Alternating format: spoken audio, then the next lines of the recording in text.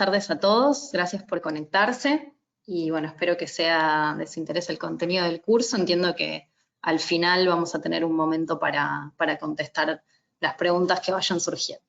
La presentación es sobre calles completas. Como bien dijo Lucas, yo trabajo para WRI Brasil en el equipo de movilidad activa y esta presentación fue elaborada por el equipo para ciudades brasileras, por eso van a ver muchos ejemplos de Brasil y también el nombre en portugués de Ruas Completas.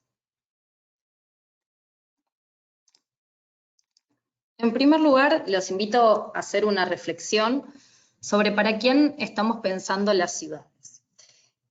Lo que hemos notado es que las ciudades actualmente le han dado mucho más peso a la planificación pensando en los vehículos que en los otros modos de transporte, ¿sí? Como el modo peatonal, el uso de la bicicleta o el transporte público.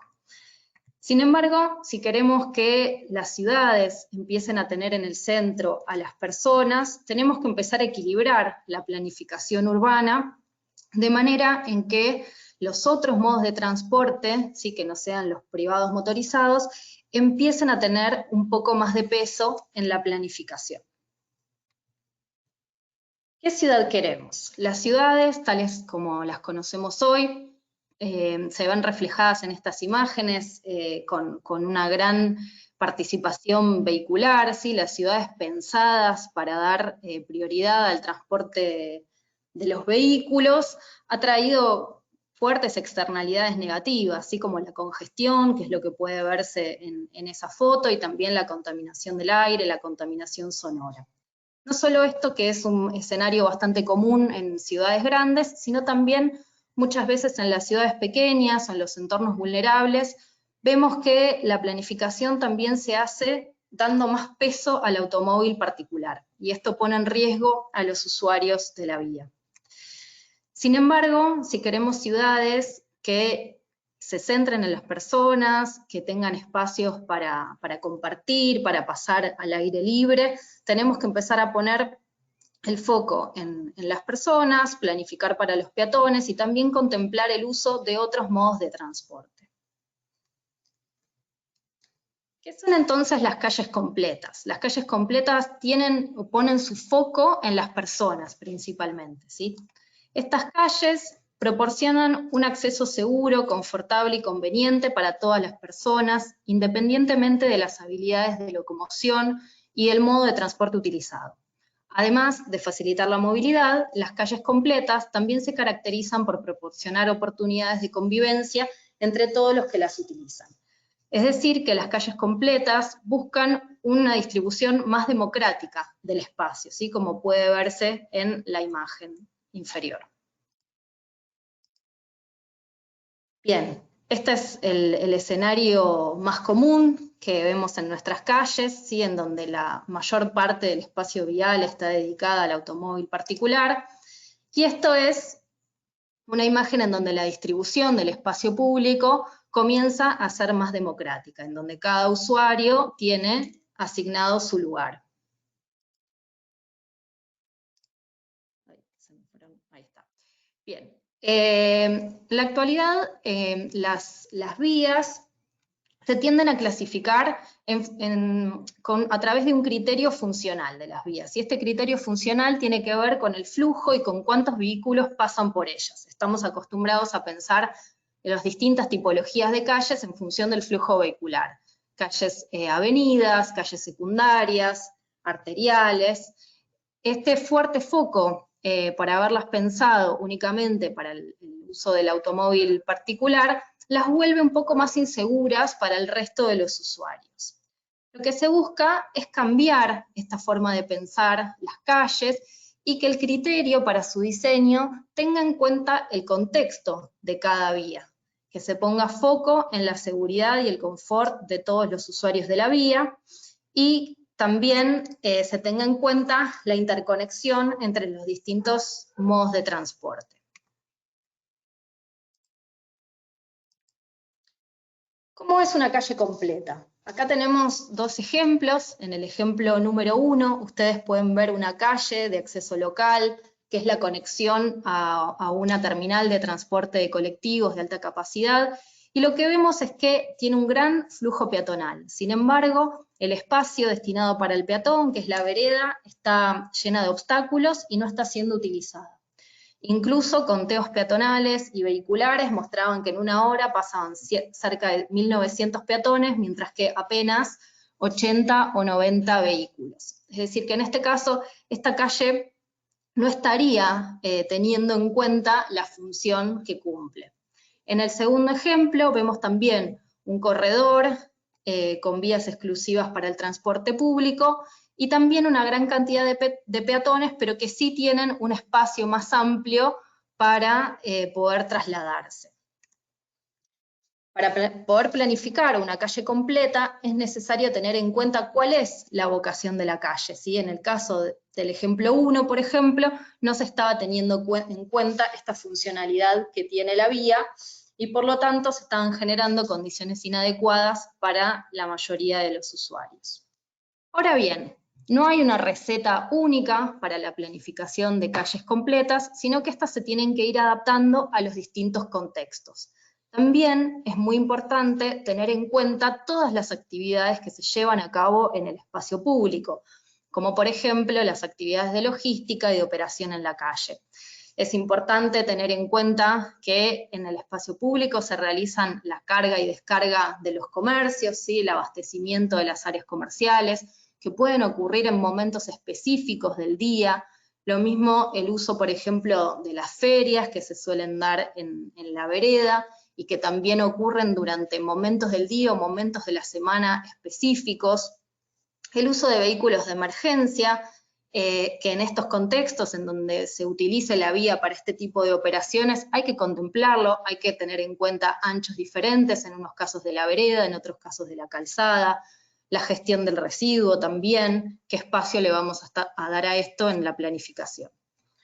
Bien, para planificar entonces calles completas, tenemos que tener en cuenta las características de cada uno de los usuarios y lineamientos específicos para cada uno de ellos, para los peatones, para los ciclistas, para el transporte de colectivos y para el tráfico mixto. Ahora voy a avanzar contando las características de planificación de cada uno de estos usuarios.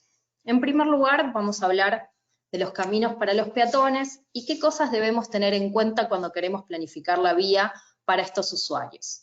Acá pueden encontrar 8 principios del espacio peatonal, un dimensionamiento adecuado que tiene que ver con qué ancho le voy a dar a las veredas y a los espacios en donde se van a estar moviendo los peatones. Para ello tengo que tener en cuenta el flujo. Estas calles deben permitir la accesibilidad universal, ¿sí? Que todos puedan desplazarse independientemente de sus características sin encontrar obstáculos. Las conexiones, que suelen ser lugares en donde el peatón está más distraído porque tiene que entender hacia dónde ir, deben ser diseñadas de manera segura. La señalización es necesario que sea coherente para poder entender dónde uno está parado en el espacio.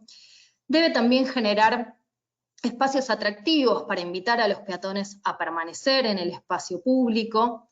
Es muy importante también que se cumplan las condiciones de seguridad para que las personas también quieran y puedan permanecer en el espacio público sin temor. Las superficies deben tener buenas características para permitir el desplazamiento y por supuesto se debe contemplar también un drenaje eficiente para que la calle quede siempre utilizable. En relación a las veredas, el espacio típicamente destinado a los peatones, lo que se propone es un carril libre, que es el carril central, por donde van a desplazarse los peatones. Esta superficie tiene que ser amplia, tiene que tener en cuenta la cantidad de peatones que se desplazan por ese lugar. Se recomienda un ancho mínimo de 1,20, pero siempre que se pueda dar espacio, si hasta 1,50 m, es mejor. Esta superficie tiene que ser lisa, libre de obstáculos para permitir el desplazamiento confortable de los peatones. Luego tenemos hacia la izquierda el carril de servicio, que sería la transición entre el carril de desplazamiento y la calle, donde aparecen los otros vehículos. En este espacio, que puede tener un ancho mínimo de menos de 1 metro, de 70 centímetros, es donde conviene ubicar la vegetación, el mobiliario urbano, que a su vez nos permiten separar y dar más seguridad a los peatones en relación al tránsito vehicular. Y en tercer lugar, tenemos el carril de transición, que sería la comunicación entre el espacio privado y el espacio público, la entrada a los comercios, que tiene un ancho menor que los otros carriles, de 45 centímetros, y permite esta transición entre los dos ambientes. Es un espacio donde muchas veces los comercios pueden ubicar, por ejemplo, las mesas y generar esta transición más suave entre el interior y el exterior.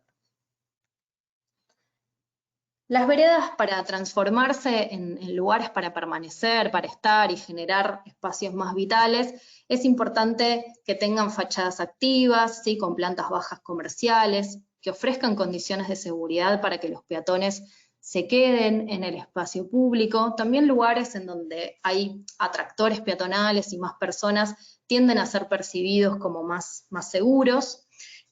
También es importante que incorporen mobiliario urbano, que busca darle confort a los peatones y los invita a permanecer en el espacio público, que como todos vivimos el año pasado durante la pandemia, fue clave tener espacios públicos de calidad para poder compartir nuestras actividades sociales. Otro factor clave es la iluminación. Muchas veces se tiende a utilizar la misma iluminación que está planificada para los vehículos, como pueden ver en la imagen central. La iluminación pensada para los vehículos muchas veces no sirve para los peatones, en este caso la vereda queda completamente oscura y no invita a los peatones a atravesarla. En cambio, una iluminación a escala peatonal va a ser más baja, posiblemente pueda tener un color más cálido, pueda generar también un ambiente más agradable y atractivo.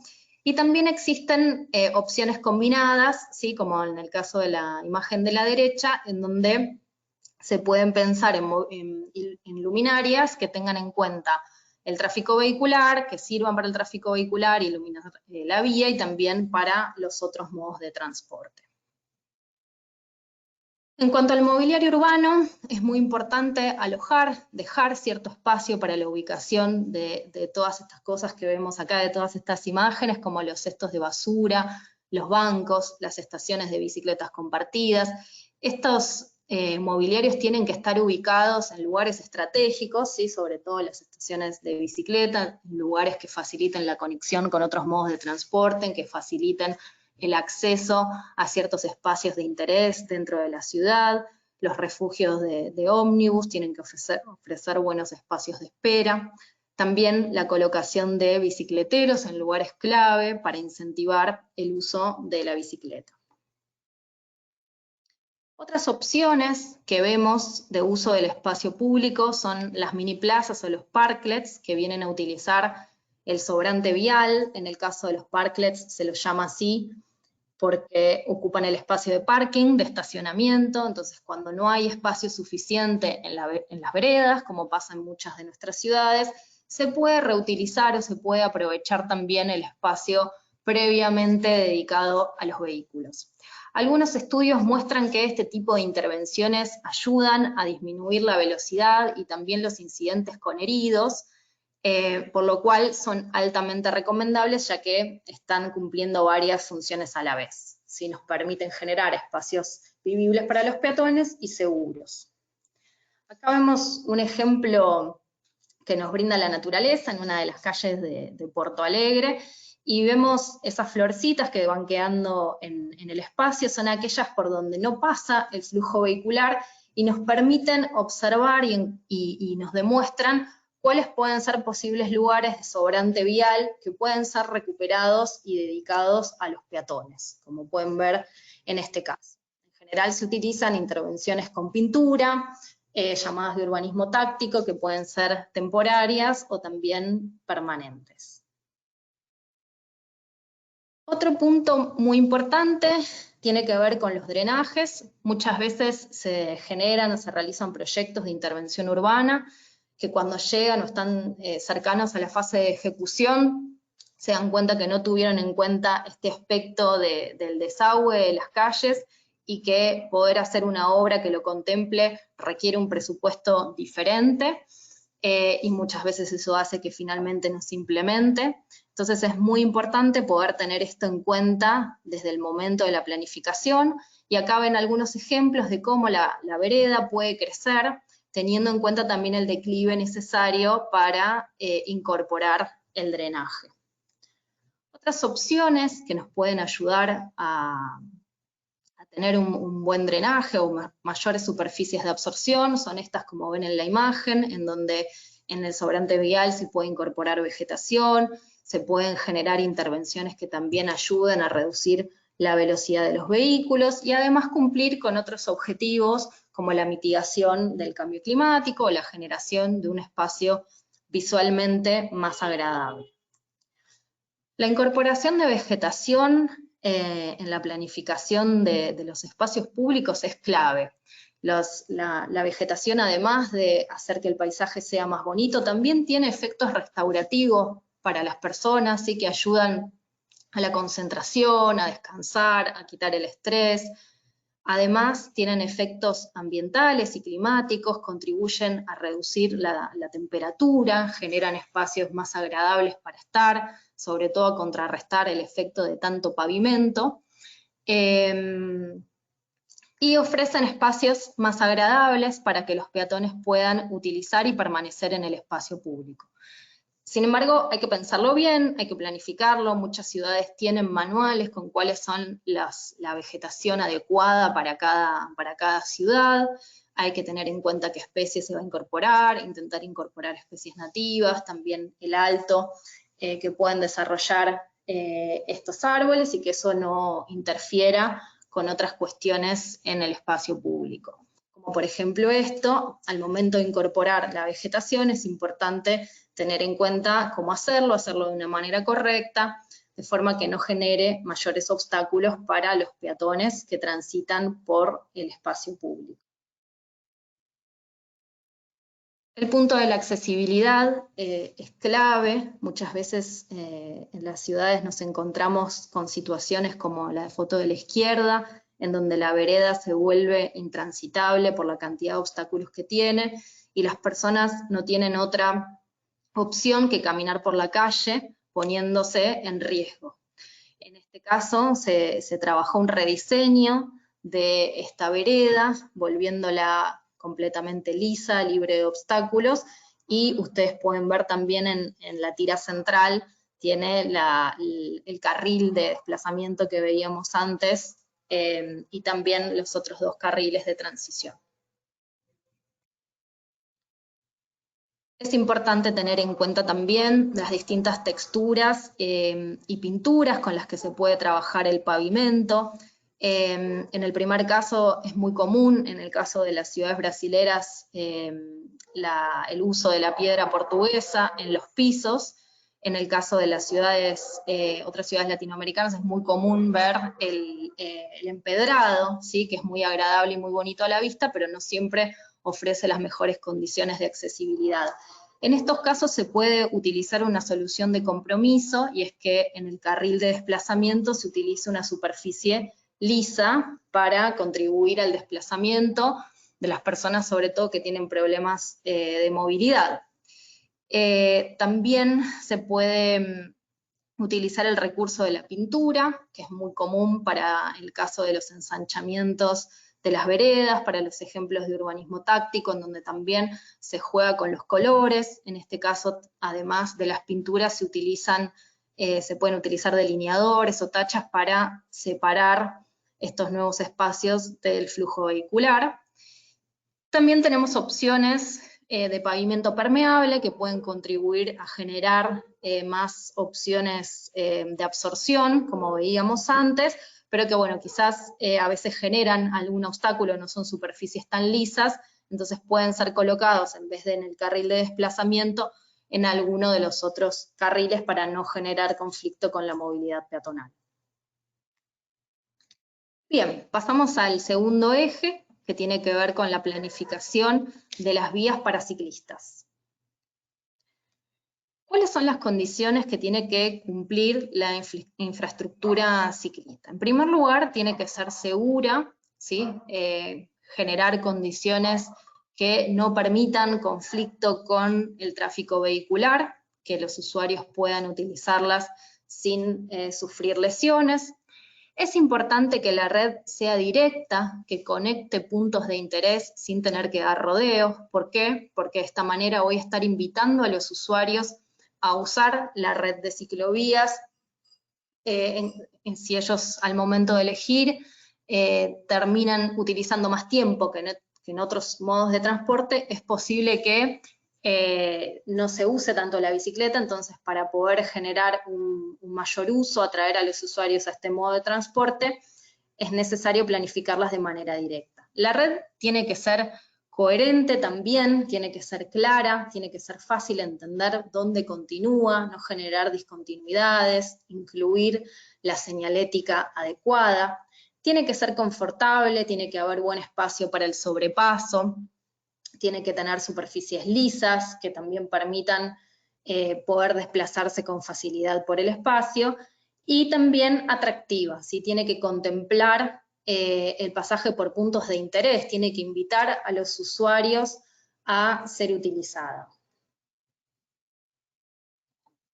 Bueno, respecto a los diferentes tipos de ciclovías o de vías para ciclistas, tenemos una primera tipología que son las que llamamos ciclovías, que se caracterizan por tener una separación física del tráfico vehicular y por lo tanto son más bien utilizadas en vías con una mayor cantidad de tráfico vehicular y con velocidades de 50 kilómetros por hora.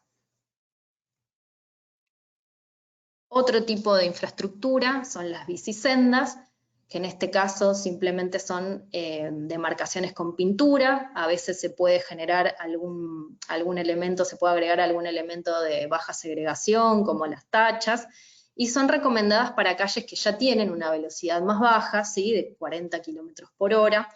En este caso quizás hay que tomar medidas adicionales para controlar que los vehículos no invadan o no estacionen sobre la ciclovía, sobre la bicisenda, ya que no tienen ningún otro obstáculo que se los impida. Otro ejemplo pueden ser las vías compartidas, ¿sí? Muchas veces no es necesario instalar una infraestructura dedicada o específica para los ciclistas, sino simplemente darles prioridad en calles de baja velocidad, de 30 kilómetros por hora o menos. Esta prioridad se la podemos dar a través de medidas de calmado de tráfico o de una distribución diferente del estacionamiento que haga que la superficie o el camino por el que van a circular los vehículos sea estrecho y por lo tanto vayan a baja velocidad, de manera de generar un ambiente seguro para el ciclista. En este gráfico podemos ver algunos criterios para la elección de las distintas tipologías de acuerdo a la velocidad del tráfico y al volumen de vehículos por día. Entonces, cuanta mayor velocidad y mayor cantidad de vehículos por día tengo, voy a tener que generar una mayor segregación. También es importante tener en cuenta la dirección en la que van los ciclistas. La tipología más recomendada es la unidireccional, de manera que los ciclistas vayan en la misma dirección que el tráfico vehicular. En este caso hay recomendaciones sobre el ancho de estas vías unidireccionales, con una anchura mínima de 1,20 m y una anchura recomendada de 1,50 m. Otro, ahí tengo que volver para atrás. Perdón, Otro tipo de tipología, entonces, en contraste al anterior, es la bidireccional. En este caso, el ancho tiene que ser mayor, ¿sí? Para poder alojar a los dos flujos de ciclistas, un ancho mínimo de 2,50 m y uno recomendado de 3 metros, pero este tipo de tipologías es menos recomendada porque los ciclistas que van a contraflujo, en contra del tránsito vehicular, pueden ser no esperados, digamos, por un vehículo que está cruzando la vía de manera transversal, sí va a llevar un tiempo mayor de adaptación y puede generar mayores situaciones de riesgo. Muchas veces se utilizan estas tipologías en lugares donde no hay tanto espacio para construir ciclovías unidireccionales, se recurren a este tipo de tipología. Bien, el punto más crítico de la infraestructura ciclista son las intersecciones, ¿sí? Es donde se pueden encontrar los ciclistas con los otros vehículos, por lo tanto es muy importante la continuidad de la red en estos puntos, que sea muy visible, una buena demarcación, una buena señalización para que los vehículos al llegar a la intersección puedan anticipar que se van a encontrar con un ciclista y bajar la velocidad y dejar pasar. Acá vemos otra tipología en avenidas muy anchas, en donde se puede buscar quitar un carril, pero conservando el espacio de estacionamiento, que suele ser algo que a veces es complicado en las ciudades cuando se quiere intervenir, la quita del espacio de estacionamiento para los vehículos. Esta es una solución que contempla seguir manteniendo el estacionamiento, a la vez que generar un espacio seguro para los ciclistas, separado del resto del tráfico.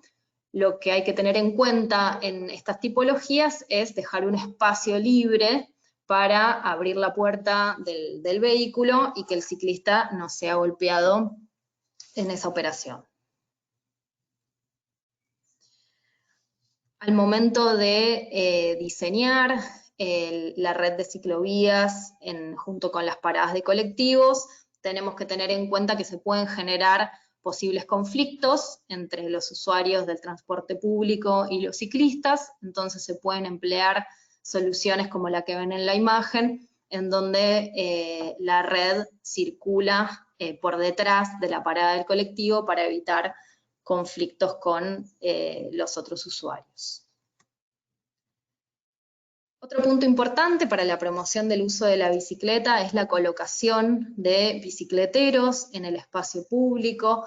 Muchas veces los ciclistas o las personas no se animan a ir a determinados lugares porque no saben dónde van a dejar la bicicleta. Si queremos promover el uso de este modo de transporte, también tenemos que incluir espacios adecuados para que los ciclistas puedan dejar su vehículo. Estos espacios tienen que estar bien iluminados, ser visibles, estar cerca de lugares de atractores, en donde sea necesario dejar la bicicleta. Bien, yendo hacia las vías para el transporte colectivo, también tenemos distintas tipologías, como en el caso de las ciclovías, que van a tener en cuenta también la cantidad de colectivos, el flujo vehicular, así como la cantidad de pasajeros que quieren transportar. En la imagen de la izquierda vemos un carril exclusivo que simplemente está demarcado con pintura y que también es reversible, porque de esta manera la vía tiene distintos usos en distintos momentos del día.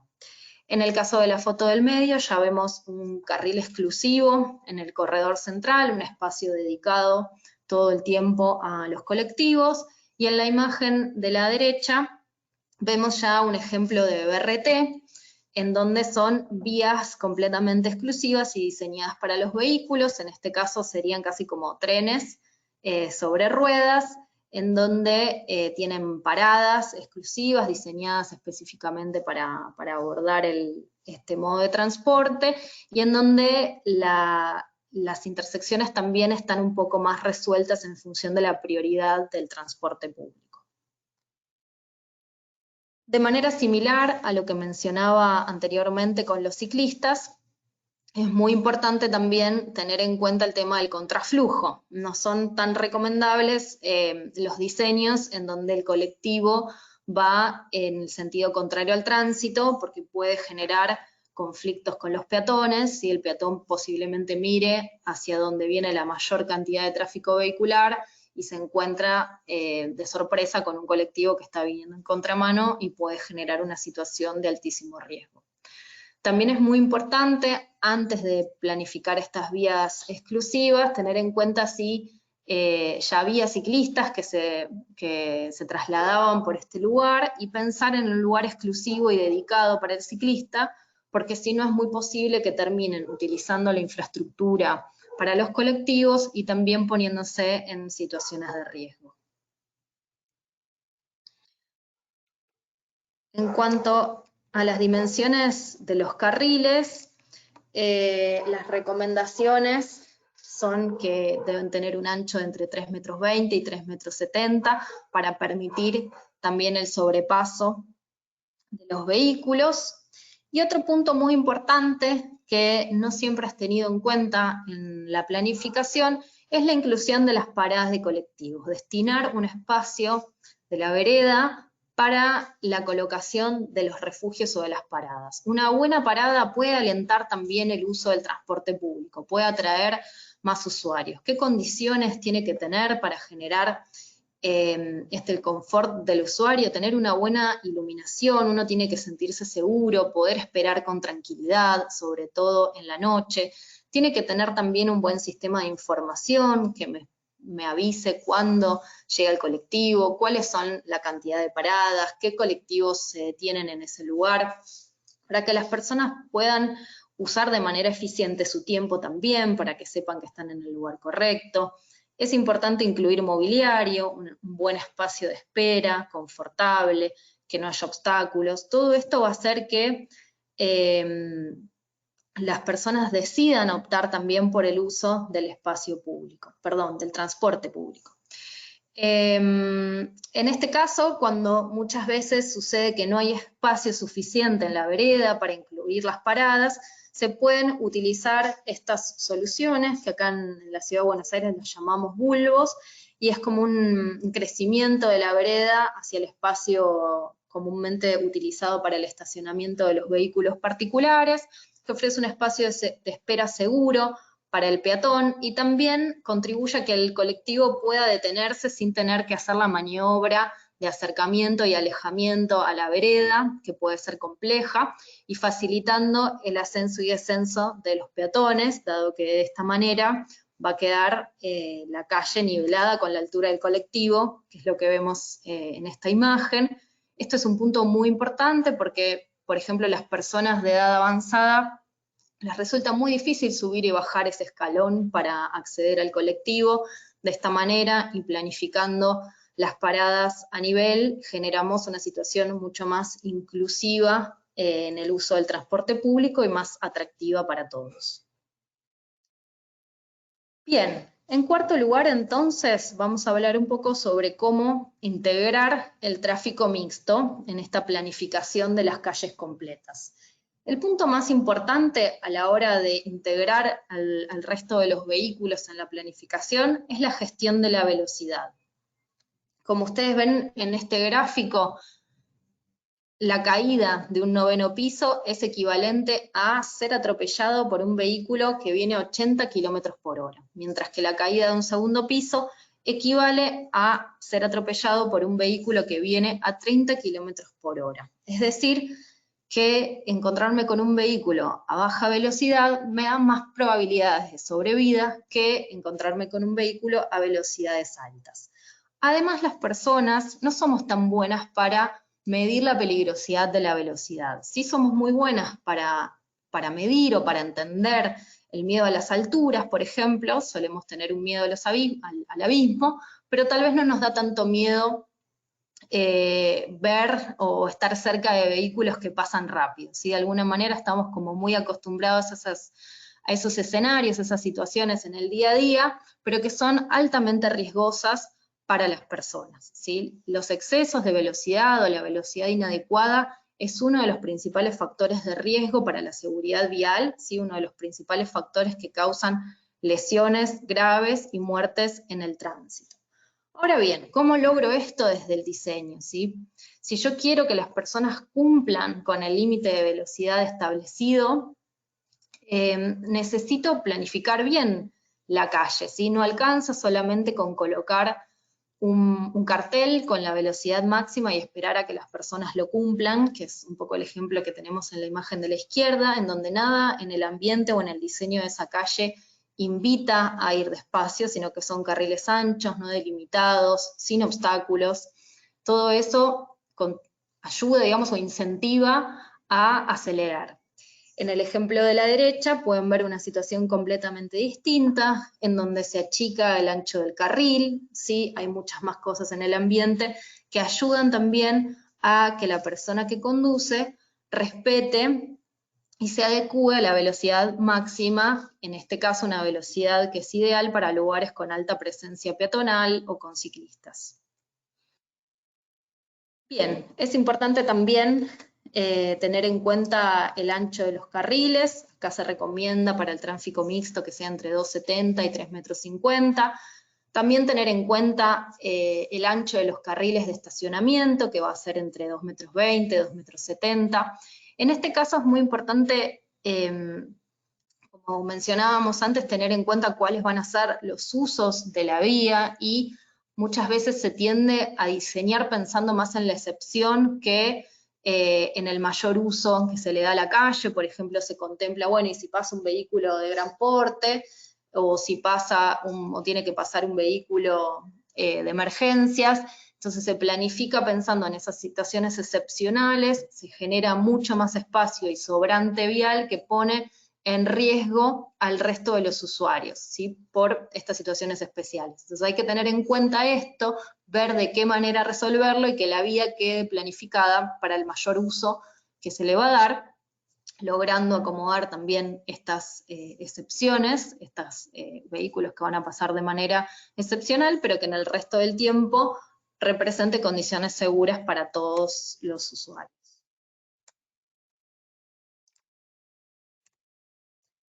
Es muy importante también el diseño de las ochavas y de los radios de giro, como pueden ver ustedes en la curva de color azul.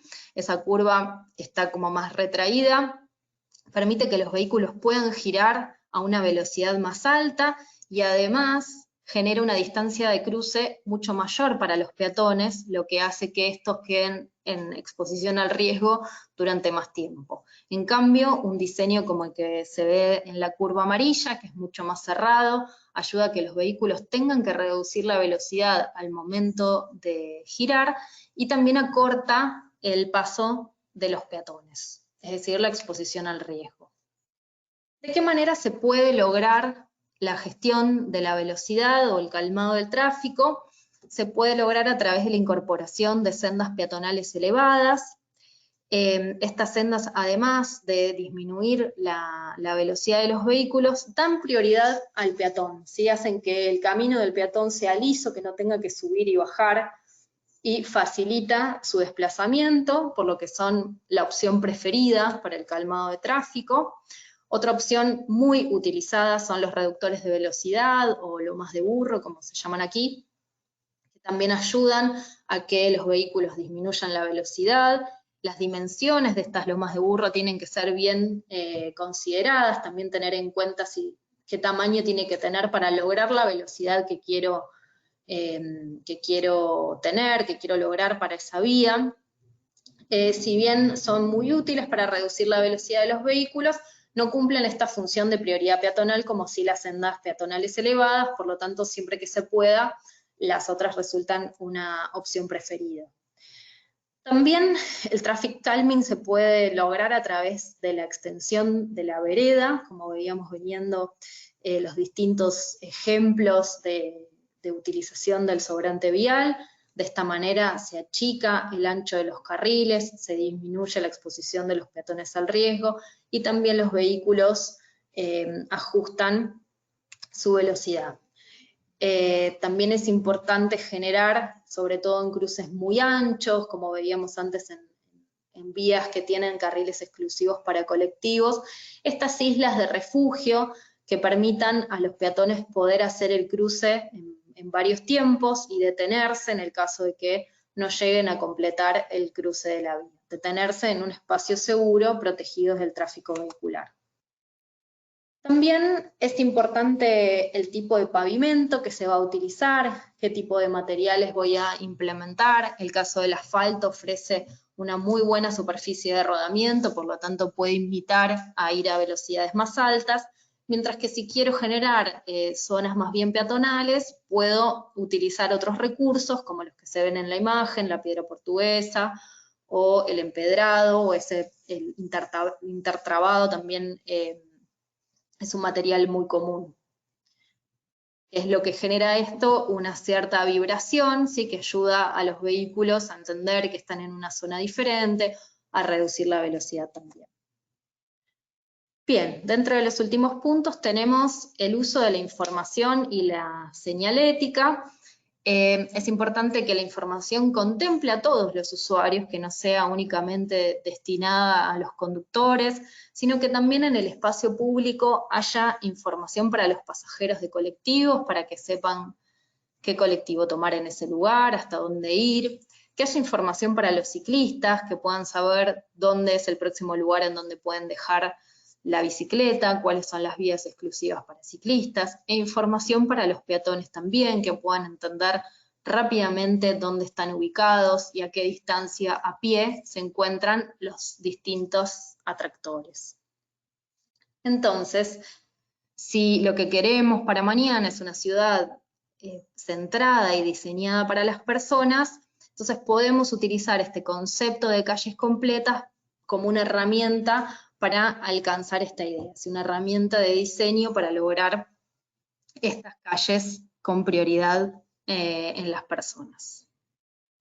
Acá les comparto muchos materiales que pueden utilizar para seguir profundizando todos los conceptos que vimos a lo largo de la presentación.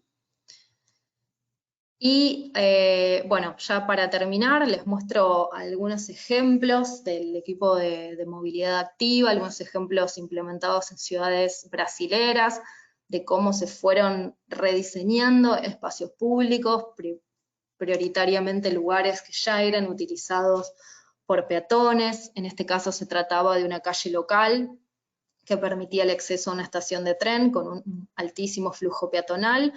Lo que se hizo fue reducir el ancho del carril vehicular, ensanchando las veredas.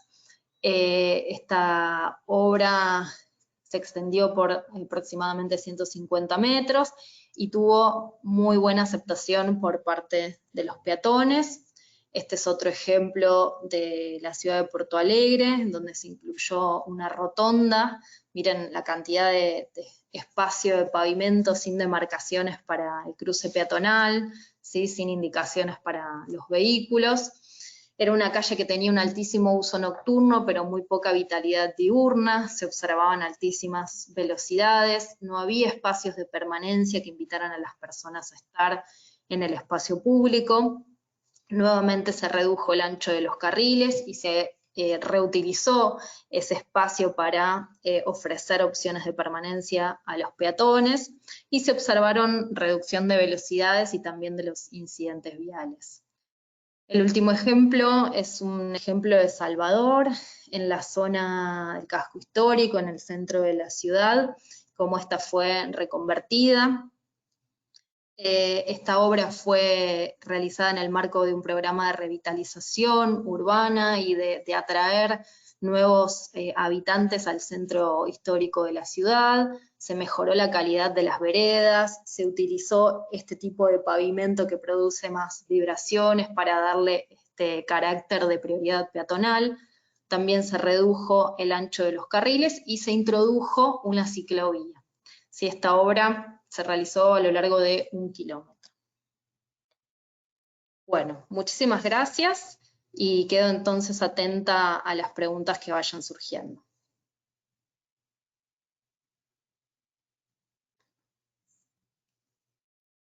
Muchas gracias.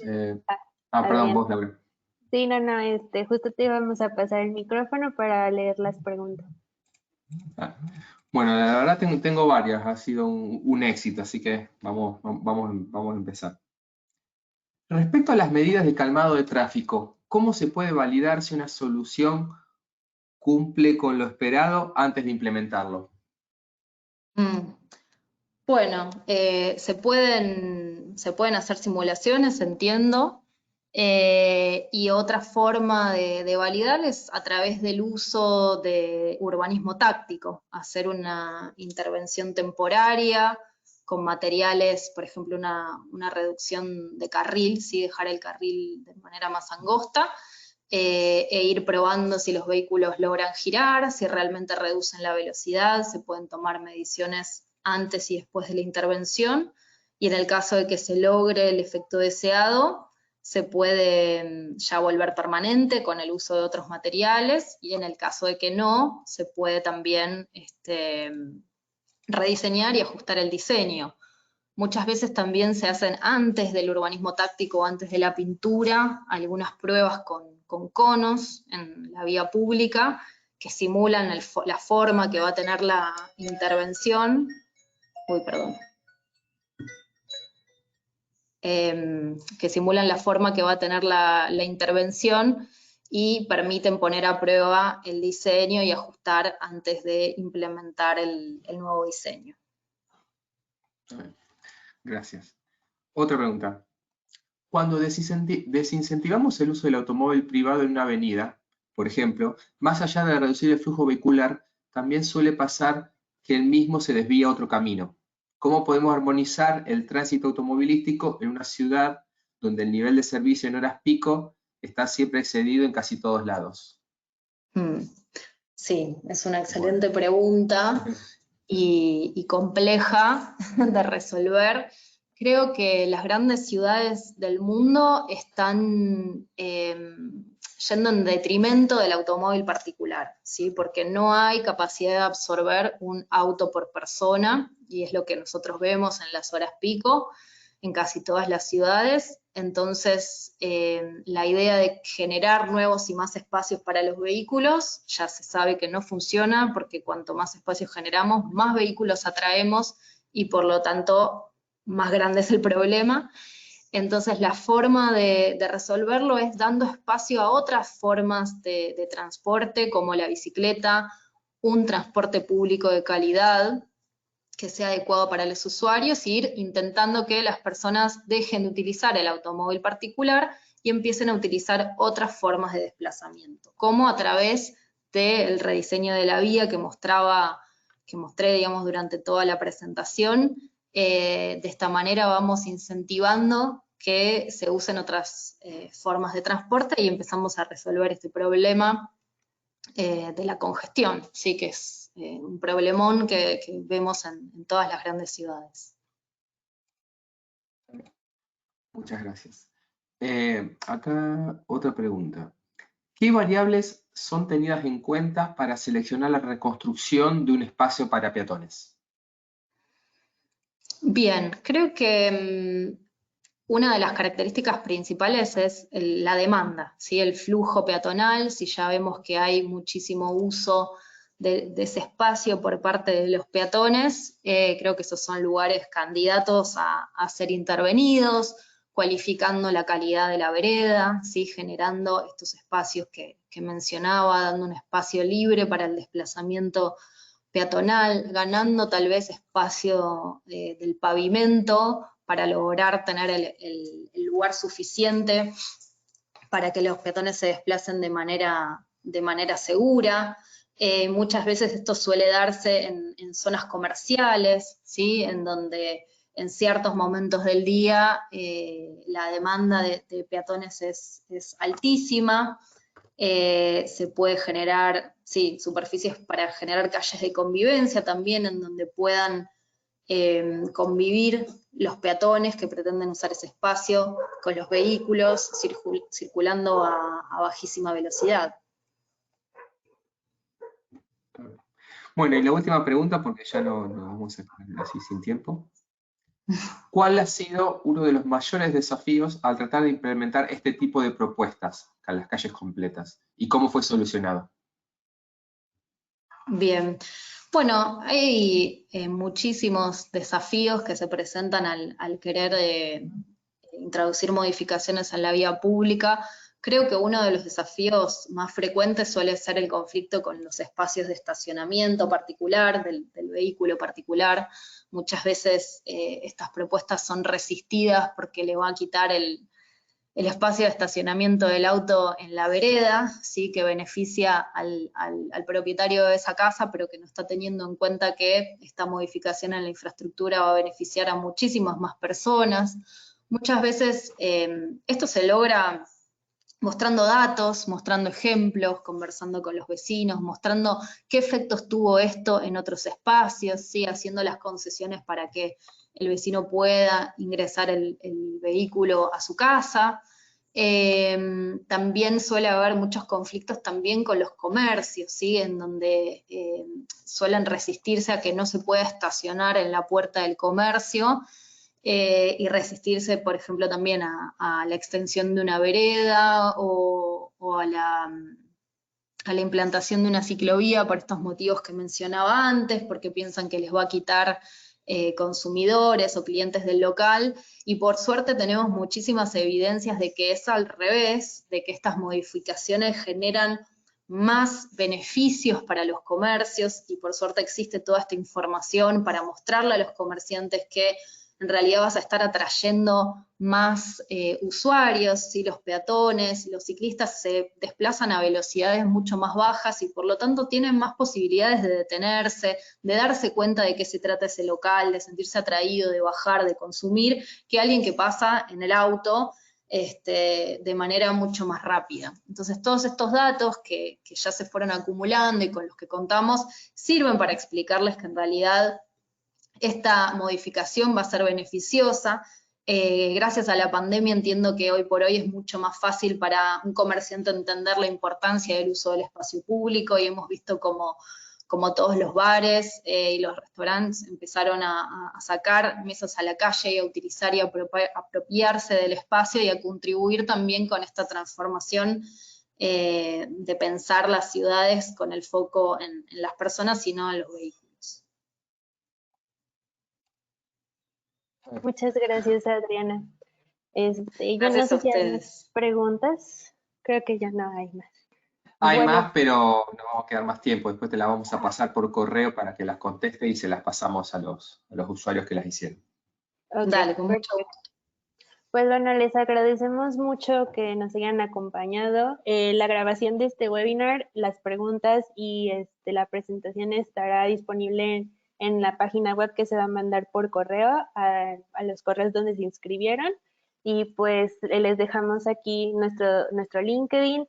También está el Telegram, por si tienen alguna duda. En Telegram va a estar la grabación también, entonces les recomendamos que se unan. Y pues nada, Adriana, muchísimas gracias por tu presentación. Estamos muy contentos que hayas colaborado con PTV y pues sin más, te agradecemos y cerraremos la sesión.